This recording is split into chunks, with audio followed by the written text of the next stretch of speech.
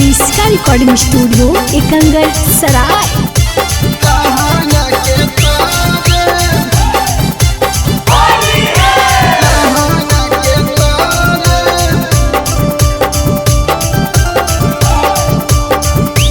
Presented by किसका films. Patan वाली छौड़ी होली खेले अइलै घरे, पटन वाली छौड़ी होली खेले अइलै घरे। डलक हिरन रंगवा लहंगा के तरे, डलक बाबुआ नाम रंगवा लहंगा के तरे। दया वाली छौड़ी होली खेले अइलै घरे, दया वाली छौड़ी होली खेले अइलै घरे। डलक हिरन रंगवा लहंगा के तरे, डलक बाबुआ नाम रंगवा लहंगा के तरे। लहंगा के तरे, लहंगा के तरे। डलक हिरन रंगवा लहंगा के तरे, डलक बाबुआ नाम रंगवा लहंगा के तरे। ओकरा बुझाई गेलै गाँव वाला होलिया, फरक चंद्रवंशी जी कोलिया में चोलिया, कोलिया में चोलिया।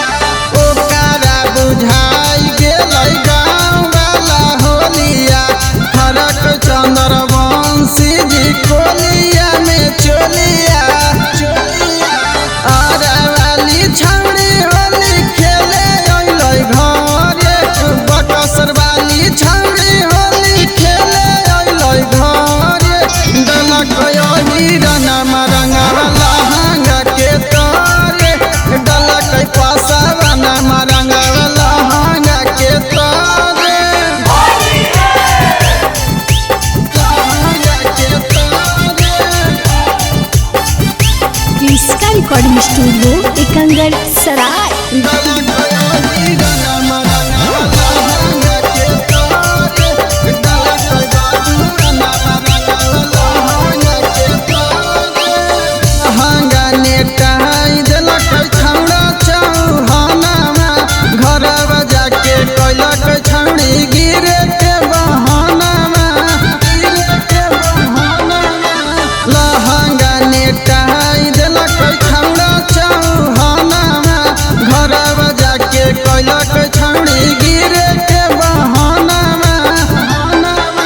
सूरज वाली मलवा होली खेले अइलै घरे, सूरज वाली मलवा होली खेले अइलै घरे।